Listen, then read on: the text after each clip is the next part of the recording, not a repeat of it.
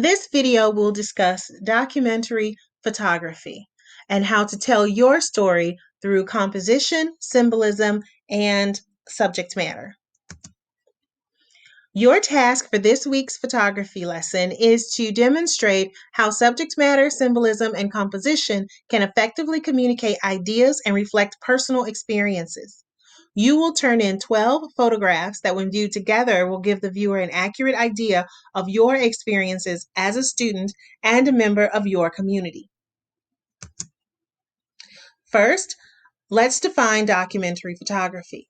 So, images used to chronicle events or environments that are important to history are all considered documentary photography. Documentary photography can be done on location, during an actual event, or it can be done at home, chronicling everyday activities at a certain historical time. The image you see on the right is that of a peace protester from 1967 who is offering a flower to the National Guard. At the same time, that same year, a documentary photographer may have taken a picture of a family, just like the one you see here, perhaps watching the protest on television. We are currently living in a time that will be documented in history books for generations to come. In the future, students will look through books and wonder what life was like for students in 2020. In order to help you be able to document this time accurately and authentically, we are going to review the rule of thirds, the artistic qualities of light, and we're going to add symbolism to our toolbox. So just a quick review. The rule of thirds is a 9-square grid that you superimpose onto your image in order to improve your composition and to focus in on your focal point. The focal point of any image, when you're using the rule of thirds, should be located at the intersection of two lines, where the red dots are. The artistic qualities of light can influence atmosphere, mood, and can transform or abstract objects. So now on to symbolism, which is a new concept this week. So symbolism is using something to represent something meaningful. So it's using something ordinary to represent something with a deeper meaning. There are 4 different kinds of symbolism that we are going to discuss. The first one is universal symbolism. In universal symbolism, everyone understands what that symbol means. Universal symbols are, for instance, the heart, a dove, a skull and crossbones, anything, a peace symbol, anything that is universally known and universally accepted to mean something else. Those are universal symbols. Then there are cultural symbols. Cultural symbolism are things, objects, imagery that are meaningful to people of a particular time or a particular place. The 3 images that you see on your screen are all of individuals lighting a candle. One is of the Jewish faith, one is Kwanzaa, and one is the Catholic religion. So those 3 images all have something in common, but they mean 3 very different things to the individuals who participate. Then there is historical symbolism. Historical symbolism are symbols that are meaningful during a particular time in history. So during the Victorian era in the 19th century, they had a language of flowers, where each flower meant something very specific. For instance, baby's breath, which is the image on the left, represents innocence and something that is new. A rose, a pink rose in particular, meant love. So when you have an artist put baby's breath together with pink roses, that means something new and innocent, a newfound affection.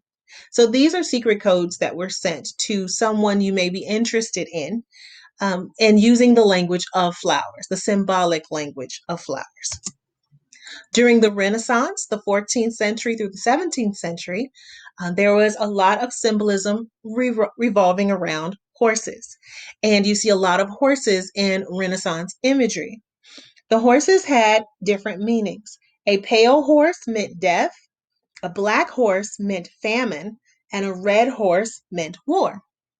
And depending on the color of the horse that a knight or a character would be riding in some of these Renaissance imagery, that would tell you their intent or what they will be facing. And it's all done with this symbolism. Also in the Renaissance, candles were also symbolic. A lit candle represented faith and hope. A candle that has been burned out or put out represents death or corruption. In modern symbolism, our third kind of symbolism, color has a lot of meaning. So the color orange means excitement and ambition, or something is going to happen, rapid change.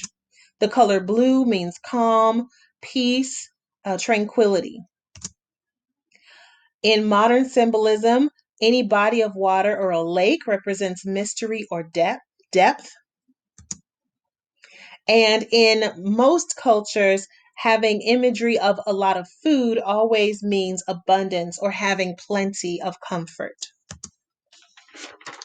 In modern symbolism, eyes symbolize wisdom, intelligence, creativity, or understanding, while having your subject on the ground or on the earth represents stability, and there's something reassuring about that. And the last kind of symbolism that we will discuss is personal symbolism. In personal symbolism, symbols are used to express personal feelings or ideas, and these are unique to each individual. For example, an individual can take a very well-known symbol, modify it, and change it so that it expresses their own personal feelings. Using the American flag as an example, the US flag has very specific symbolism based on who designed it. The stripes represent the original 13 colonies. The stars represent the 50 states of the Union. Red represents hardiness, valor, or courage. White represents purity and innocence. Blue represents vigilance, perseverance, and justice, according to the designer of the American flag. But this flag has been used by artists throughout the decades to represent their own personal feelings. During the women's suffrage movement, the American flag attached to a household broom or a household item represented a woman's right to full citizenship. It also symbolized the women of the suffrage movement not wanting to give up their traditional woman's roles, but wanting to be acknowledged as full citizens.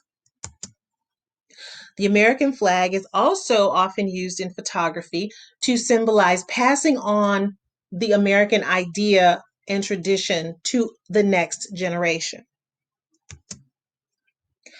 Oftentimes in documentary photography, the noble ideas of the American flag are used to, in contrast to the actual imagery that is shown. So the contrast between what the American flag symbolizes and what this particular person in this picture is using it for is the message that the photographer is trying to convey, that those two things just don't mix. They don't make sense to go together. But of course, as an artist, you are free to use any symbol any way you choose to convey the message that you want to convey to your audience, as in this image that you see on your screen. So for this week's assignment, you are going to use symbolism. You can use traditional symbolism, as in cultural symbolism, universal symbols, modern, or you can have your own symbolism. But what I want you to do is I want you to take those 12 themes and I want you to make them your own. I want you to convey how you feel about each of those themes through visual imagery. All images should be original and taken by you, not from Google. And you'll want you to place each image onto a slide presentation and include a statement, just one line or two, that describes how the image communicates the theme. You can edit each photo as you like to ensure that the rule of thirds are used and you have good composition and that the subject matter is clear. If you have any questions about this assignment or any assignment that I have given you, feel free to email me or text me. I will respond immediately between the hours of 8 and 3:30. Thank you. I look forward to seeing the images you create.